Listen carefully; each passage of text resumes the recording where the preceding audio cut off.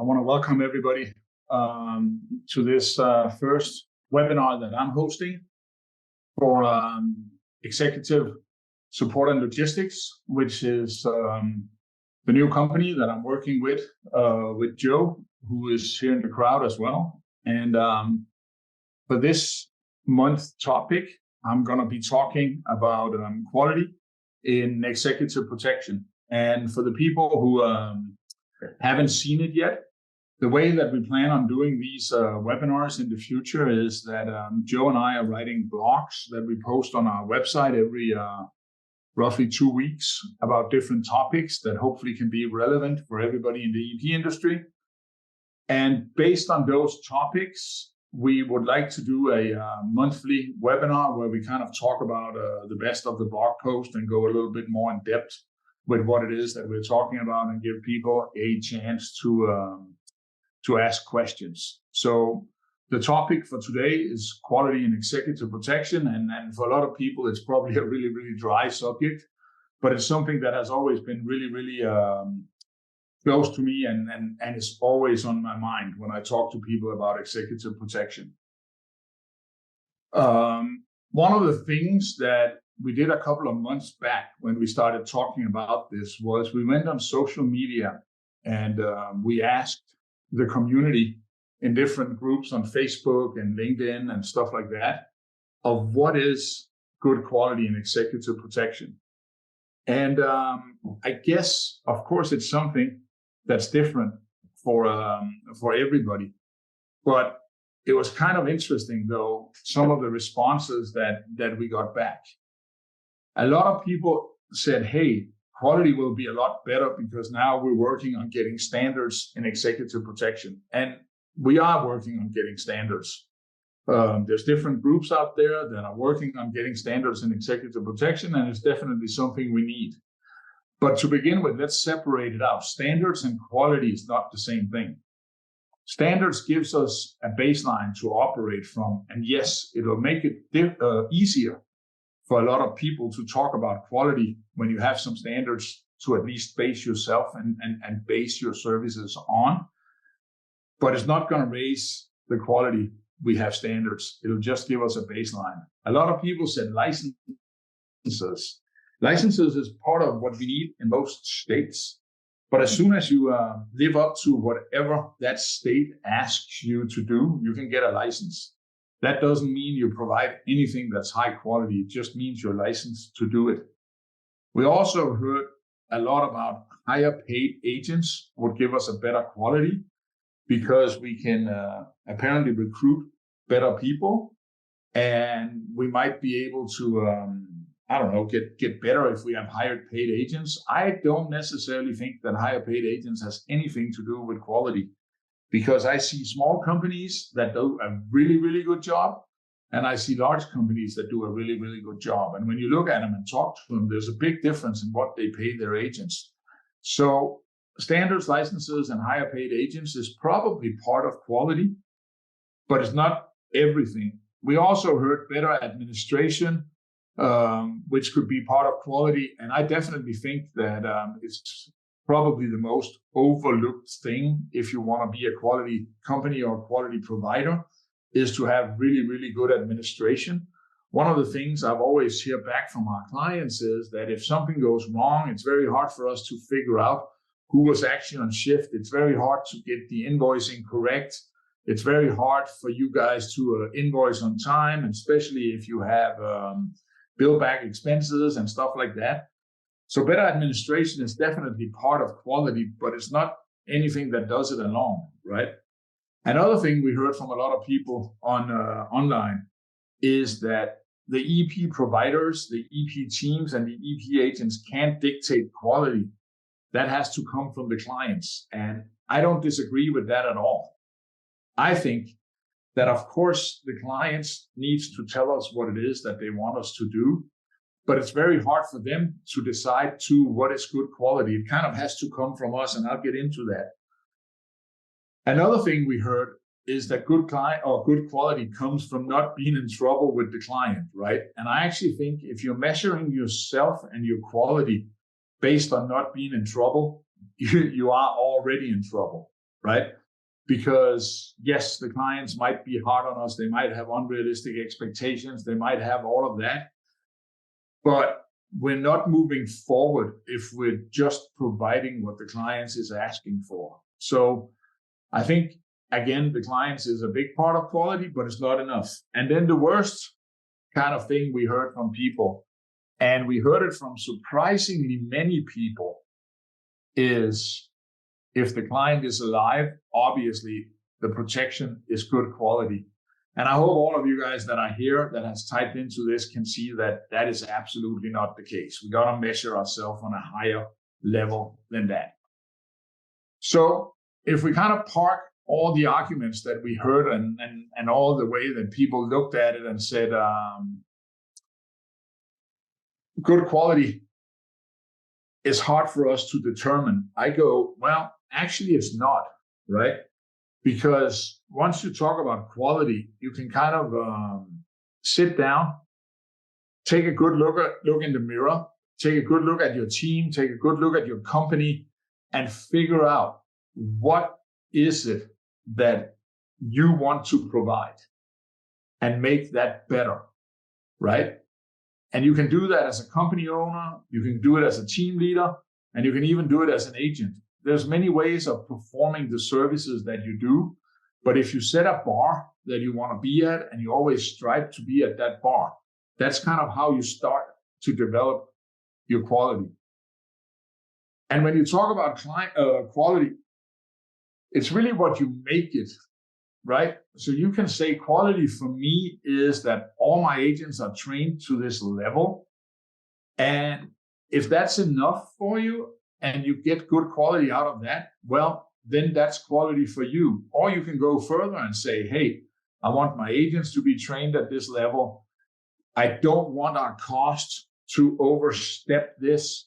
I want our clients to know what's going on so we don't get surprised down the line. We can kind of like manage expectations on both sides. You can do a lot to kind of like go up on your quality spectrum. And I think it's very important that you sit down and you have a very realistic kind of expectation to what you want to deliver with clients. And it's very important for you to also understand, if you start thinking about clients, that's what you'll be known for. That's what the clients will remember you for. That's what your employees will know you for. And if you do it really, really well, all of a sudden quality can become a company culture. And once you get a company culture of quality, you can be sure that the services you provide will be better. And you will have a way better way of figuring out if you make the right amount of money on your products. And if the client starts to see a service culture, you can be sure that they'll talk to a lot of other clients about how good their protection team is. I think in the 30 years of me working in executive protection, I've probably gotten more clients from other clients because they've been telling their friends, their peers, their colleagues that if they need protection, they should come to this company because they do a really good job. And one of the questions I get the most when I work with smaller companies and stuff like that is, how do we get new clients, right? And one of the things that I always tell people is the easiest way is to upsell to the clients you have and make those clients a fan of your product, so they'll help you sell it to their friends and foes, right? So I think if there's one thing that's important when we talk about clients is to understand that your clients can become salespeople for you if you do it really well. But there's also another thing that's important to remember, and that is that all the employees you have, if they feel that they deliver a really good product and they work for a quality company and they're really proud to be part of what it is that you guys are doing. Let's say you have 50 employees. You have 50 people out there spreading the good word for you, right? Meaning that they'll talk to somebody, they'll talk to their buddies and whatever, and all of a sudden your lead generation gets stronger. But if you don't want to go that way, you can look at it the other way. Your employees can also be a downward spiral if they're not happy, if they're not satisfied, if they're not engaged, and if you don't listen to them, right? You got to think about it like this. Every time you send your protection team out and they're with the clients, that's what the clients see, right? So they might know you, they might know the company, but if your employees are not happy and they start complaining or they start having a weird kind of mentality, you can be sure that eventually the clients is going to hear it. And it might not matter the first time or the second time, but eventually it will, right? So it's super important that you kind of make a holistic approach to quality. So it's not only for the clients, it's also for the people that actually works for you. When you sit down and you start thinking about quality, I think it's important that you start out by figuring out what is it that I want to deliver to my clients. And people here will obviously instantly think, oh, I want to deliver executive protection. Okay, that's kind of what we all do. What is it that you want to do for your clients? Do you want to be the best company in the world? Are you happy being in the upper half of it? Are you happy just providing what the clients want you to provide?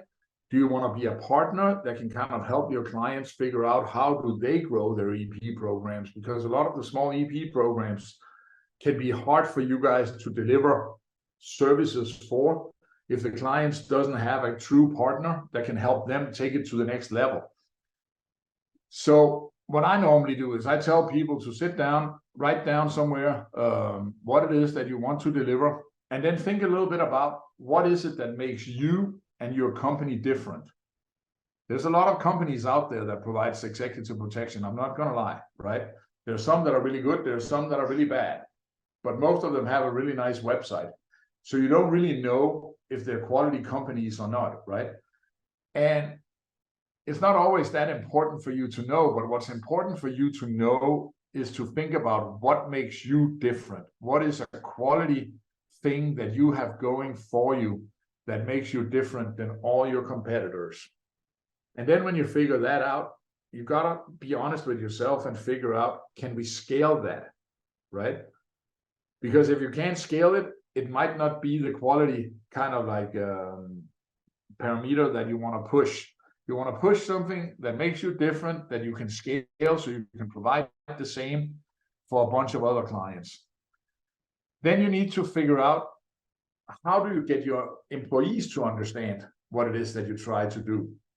Because if I sit in my office here in Vegas and I have client or agents that works for me all over the world, but they don't know what it is that I'm trying to achieve, they don't know my vision, they don't know how I talk to the clients, they don't know what I promise in the meetings that I go to with the clients, because I'm a bad communicator, they might not be on board for the vision of the quality that we're trying to provide. And it might not be on purpose, you know. If we're not good at communication and communication internally, it's very hard for us to understand or to get our guys to communicate with the clients, right? So it's super important that we get our employees and our agents on board with the whole vision for quality.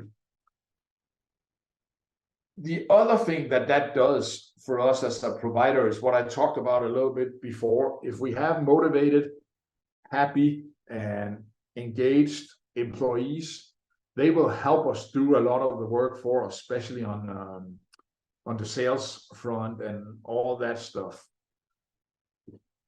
And once you kind of have determined what all of this is and what it is that you want to do and stuff like that, I tell people to write it down and start figuring out how we can measure it, so we can prove it to ourselves, we can prove it to our employees, and we can prove it to our clients, right? And why that is important is, if I tell the clients that, well, we're going to have a 0 mistake administration, meaning that we're going to have 100% correct invoicing, well, then we're going to find a system where we have 100% correct invoicing.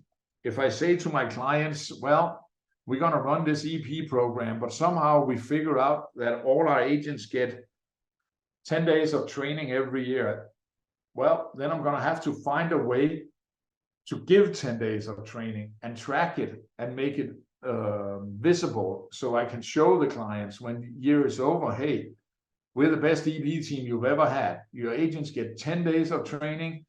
This is how we did it. We did it at this time. This is what we trained them in. And that's important because then we can also show it to our employees and say, hey, when you come working for us, we promise you that you would be one of the best trained agents in the business. We will do all of these things for you, right? And it's great when you hire them and they all get on board and everybody's excited. But if you say it and you promise it, you also got to do it, right? So I kind of want to talk a little bit about the ways to measure what you promise the clients on the quality front. So on this next slide here, as you can see, it's about how do we measure quality, right?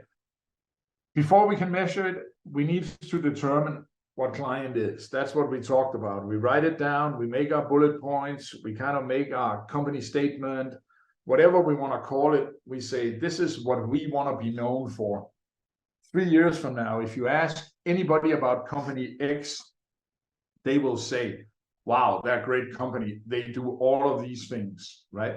But for them to say that, you got to figure out what it is, and you got to commit to it, and you got to tell your clients and your employees about it, right? The best way I found to do this, and I know this is how they do it in a lot of other businesses, and that's, I would imagine, because it works, is once you have your meeting with the clients, you should figure out and say, hey, when we protect you, these are the things, these are the 5 things, just to take a number, that's important to us. Are those 5 things the same that are important to you, right? And then you make those what I call key performance indicators, which is bullet points that you put down and you say, for us to deliver the quality that we promise, we're going to measure these 5 things. And if they're agreed with the clients, you guys should try and set up a meeting every 3 months with the clients, every quarter, where you go over the KPIs. The KPIs can be stuff like overtime, training, people being late, customer complaints, number of transfers, countries visited, whatever you want. You can set them up. You can kind of like agree with the clients that these are the important ones, and every quarter you should go over them. A lot of times you'll find that our clients don't have time to meet with us, especially if our EP program runs really well, right? Because at the end of the day, our clients are busy. They're out there making money. They don't have time to meet with you over nothing. So if they don't have time to go over these quality or KPIs with you all the time, don't freak out.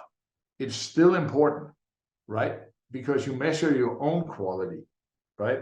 And you measure your own quality in a couple of different ways. One of the first ways you do it is you figure out the team lead, the EP lead, the shift lead, whatever you call him. If they have kind of a little bit of a sophisticated reporting system, they would already kind of like track reports, right? Where we write down, hey, we saw this guy, this happened at the estate, we moved here and we moved there, right? But take the KPIs and make those part of the reporting that the supervisors do. So what I normally say is I meet with the team leaders or the supervisors, whatever we call them, at least every month. And on that meeting, we go over the KPIs and say, hey, how many contractors, in general, we try to generate as much data as we can. So it's not just the KPIs, but it's as much data as we can. And that helps you kind of build your program to get more agents in there. And that can also help you heighten the quality. But what's important is you get the supervisor to understand what are your KPIs. And we start measuring those every month. So whatever you decide them to be, we start measuring that. So you monthly know if we're on track to deliver what it is that we say we're going to deliver to our clients, right? And if the clients don't want to meet with us, it's fine. We can use it internally, but we can also meet with the client's EA the estate manager, whoever represents the clients, and talk to them about these KPIs. Another reason why this is important is that a lot of times clients come to us and say, hey, I don't like agent so-and-so for this and this reason. And we all go kind of like, oh shit, now I have to let this guy go, because it's impossible for us to come back to a client and say, well, this guy is really good, right? Because once they made up their mind, if you ever want to defend your personnel like that or your agents like that, you got to have ammunition for that, meaning that you got to have data to support it, right?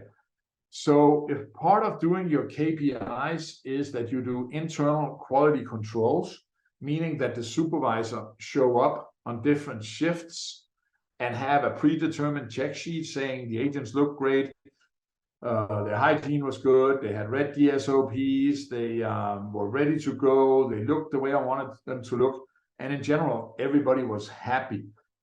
You might have a chance to defending this guy if you're good at your KPIs, because you can say, okay, yes, I understand that whatever his name, maybe didn't do it right that day.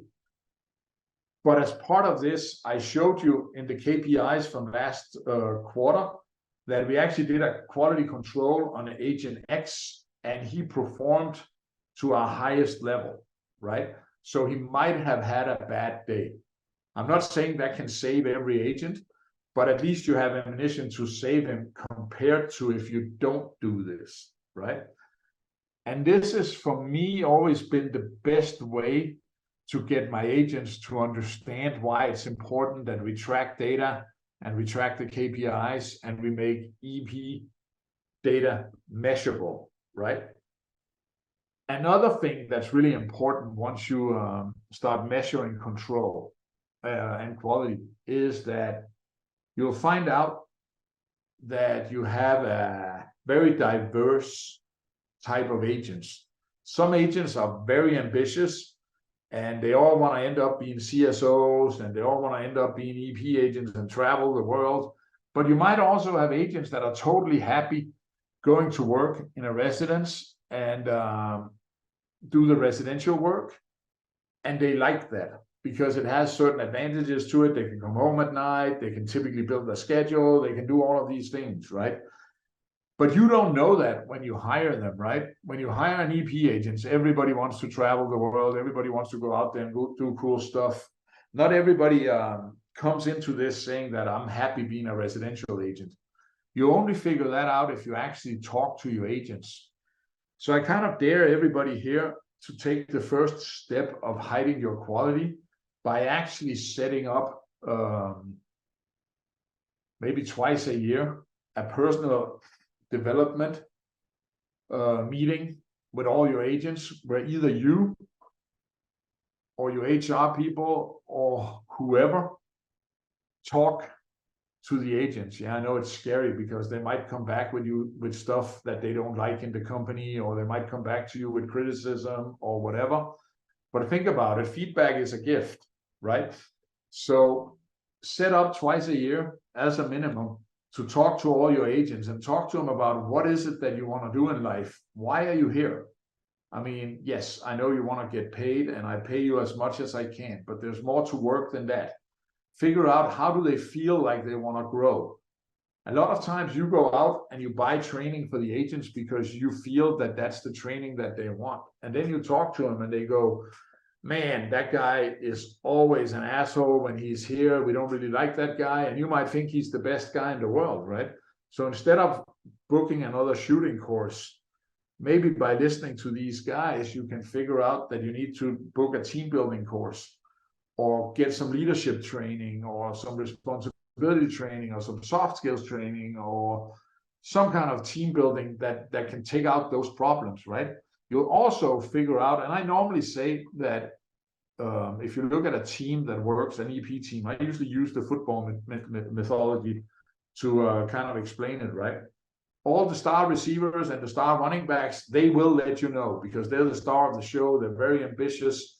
You might have them for 2-3 years, then they'll move on to bigger things, but they will tell you what they need and what's wrong, because those are the guys that just have it, right? But like I said, those are also the guys you typically keep for a shorter period of time. You need to have a team that consists of not all the people being super ambitious, but also some of them being happy going to work every day, working in a residence or running protection in the local area or whatever. And not everybody wants to travel the world. And I can tell you, once you've done it a few times, it all looks the same. So typically when people grow up, they change their mindset. And that's super important, but you won't know unless you talk to the agents. So that's another thing that's very important. And I like to say, do it twice a year as a minimum, where somebody from leadership actually talks to the agents. Another thing that I always thought was really, really important is the whole thing of us registering conversations with the clients, and especially complaints. And when I say complaints, people always get super scared and go like, "Oh, my client don't complain; he just fire people." I don't believe that, right? Because a lot of times there can be complaints that don't make it to you, right? If you sit in an office, or maybe it's only on your site once or twice a month or whatever, chances are you don't hear about what's going on all the time, right? If the client says something and the team lead picks it up, or the agents pick it up, make sure that you kind of foster a culture where people are not afraid of registering this, right? Because if the client says it, it might not be about the agents that are on shift right now. If he says, "I don't really like the way that you guys park the car," or "I don't really like the way that you guys drive," or "maybe we could take another route." If the agents that hear this don't register this and give it to their supervisors and their team leaders, the other people on the team won't know, and you won't know for sure, right? So it's very, very hard for you to change anything like that, right? So it's important that you get a culture and you get the agents to understand that client contacts, and especially complaints or questions from the clients, needs to be registered so we can follow up on them. Just like I'll encourage you to write down the potential complaints and the potential questions that you get from your employees, right?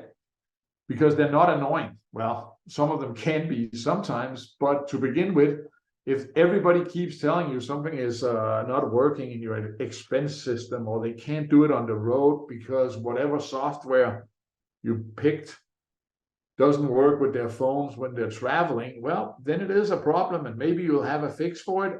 And if you don't have a fix for it, at least you can have a dialogue with them and say, "Yeah, unfortunately, we have to use this system because it's the only one that fits with the credit card that we have to use because our clients want us to use these credit cards for expenses," right? That means that they can get frustrated about it, but you take them seriously enough to give them a explanation, right? And we got to remember that our employees is a very, very big part of talking about and building quality in executive protection. All right, I've talked a lot about quality here, and I wanted to give you guys a quick rundown of what we have in ESL, kind of set up as our quality credo. And after that, I kind of open up for questions. So bear with me. It's been one long stream of words, so bear with me for a second. What Joe and I sat down and figured out is important to us is relentless client focus, right? We built a program based on risk, and we built the protection from what we think works, right? But we don't know the clients when we start up a new job. So it's super important that as much as we can in the beginning, we try to talk to them and understand what is important for them, right? Especially when we built our risk evaluation and our RTVA and stuff like that in the beginning. If the clients travel a lot or if the clients stay home a lot, it's two different things, right? If the clients have a lot of activities, if they have small kids, if they're older people, whatever, it's all different, right? And people also have different tolerances. I've had clients on the same street where one client pretty much didn't want his EP team around, but he knew that there was a risk. So they were only allowed to sit in their cars, and they were only allowed to do certain things on the property and all of that, even though we wanted to provide so much more. They just weren't receptive to it. And especially not if the clients tried to push it. For us to change anything, it typically had to come from me, right? And 10 houses down the same street was an EP team that was fully integrated, and they did all the driving. They were patrolling the property. They would take them to and from work. There was a separate team from the kids and for the wife. And if we looked at the risk profile, the people who accepted it the most was probably a lesser risk profile than the guys that didn't really buy into the program, right? But no matter what, we as the providers needs to focus on the client's needs, and that can be changing too. You know, if we start up an EP team on Monday and we run it for a year because the client has been through some controversial business and he ends up keeping the EP team after that year, I dare you guys to tell me how many of you went in and did a new risk assessment and came back to the client and say, hey, you used to have 4 guys, and we really appreciate you keeping us on, but your risk profile has changed. Maybe you can do it with 2 guys now. Not a lot of us do that, right? Because it hurts our wallet and it hurts the agents that we would have to let go and stuff like that. But at the end of the day, we provide a service. Clients comes and goes. But if we focus on their needs and we focus on how do we build the best services for them, I think you get off and have a way better company and run better details. We also realize that if we want to be the best EP company in the world, and I think that's what we all should strive for, we need to recruit the best talent available. And one of the things that's always hard in recruiting an EP is that the talent pool kind of goes like this, right? If we recruit, let's say Monday in the first week of the month, there might be a lot of really good agents available because another detail just closed down, or COVID happened, or recession happened, or whatever. So maybe in January we can recruit high-end agents. But then we get to March and something has happened, and all of a sudden we can't recruit tier 100 agents. We might have to be satisfied with recruiting people that are 75% of what we want, or whatever, right? That can be really hard. So it's super important for you that you figure out what is the ideal EP agent that works for you, and how do we, if we can't find them, how do we create them, right? Because you also want to be careful if you're building an EP team of, let's say, 7 people and you have 2 that are the ultimate rock stars. Well, then you have created this favorite syndrome that you don't want to really do, right? So it's important that you talk to these guys about not by accident throwing the other guys under the bus, but help the other guys get up to their level, right? So recruiting the best talent is one thing, but also building the best talent that you possibly can, right? And anybody here that runs EP companies know that operational tempo typically kills good EP training, right? Because everybody that's been here has probably set up EP training for their guys, and you expect between 10 and 20 people to show up, and all of a sudden you hear from your supervisors and the trainers or whatever that only 3 or 5 people showed up because the clients had to travel, or there weren't enough people so you could get off and go train, or the staff wasn't big enough, or whatever, right? That's just not good enough, right? You gotta do better than that. You gotta find a way to train the agents in kind of a holistic approach. So if you have a contract, there's either time built in for training, or you have a substitute team that can take over, or you can run the training when the clients have low periods of time, right? But it's just important that you always focus on figuring out how we do the best agents that we possibly can. And that's a non-stop commitment. Another thing that's really important to Joe and I here in ESL, and we talk a lot about it. And I was actually part of this week where I was with a client at Burning Man, and there's a weather disaster, right? And we get stuck up there for a couple of days. And luckily, we had taken our training and our preparation seriously enough that we had plenty of food, water, gas, and whatever, so we could just wait it out. And the clients were super happy that we were prepared for that, right? Operational readiness in EP can be really, really hard because we always have to be ready in case something happens to our clients, attacks, terrorism, stalkers, whatever, all the stuff that we always talk about. And typically we have focus on that, but it's also very hard to always be in condition red, right? Because typically when you're in condition red, you're also high strung and you're hard to be around and you're kind of like ready to go all the time. But you've got to be ready enough that you can say you're always operational ready. You're ready to react to a threat. You're ready to react to any crisis that happens. And that can be an internal crisis or an external crisis, right? When COVID first happened, it was hard for us to guarantee our clients that our staff would come to work because we didn't know how bad COVID was going to be, right? And we didn't know if our staff would get infected and whatever. So you got to have plans for continual operational readiness, no matter how you do it, right? And then the last thing that's important to us at ESL is that the ways that we do it is always scalable and innovative. And we love to integrate as much technology as we can, right? Because technology is kind of one of those things that is a little overlooked, in my opinion, in EP. Because EP has typically always been a manpower game, right? But it's very hard for us to get enough manpower to actually do what we want to do. And a lot of times we don't look at technology to say, how can we build a better mousetrap? How can we take what we learned at the courses we went to? And if you got to be honest, a lot of these courses where we learned the trade craft, we went to a long time ago. Some of us went before we even had mobile phones, when we had pagers and mobile phones first came out, and we didn't understand why we had to take our laptops on the road, and all of a sudden email became a thing. And the world has changed around us, right? They say that one of the biggest leaps forward, like it or not, we've taken since the wheel is the mobile phone, right?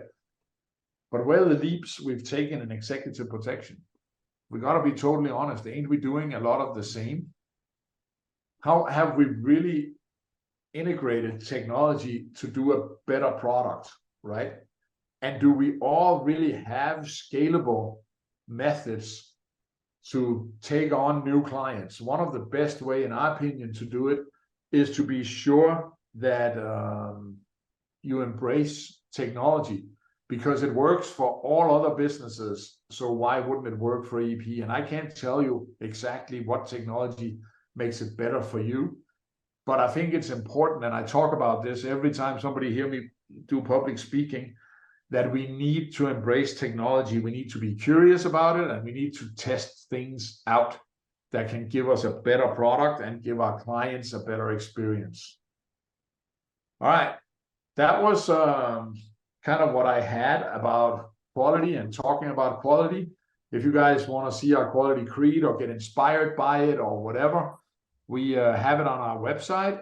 And like I said in the beginning, Joe and I are trying to get a blog out about different topics every 2 weeks.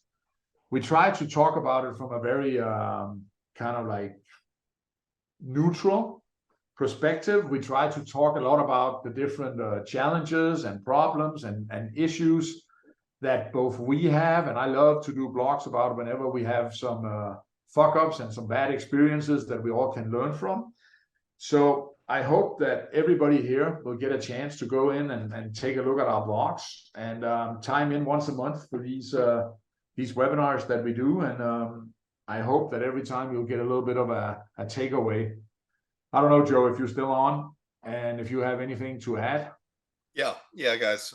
Thanks again for joining us. And like Christian said throughout this whole presentation, the biggest thing is those questions that we asked throughout this presentation, which is, what does quality mean to you?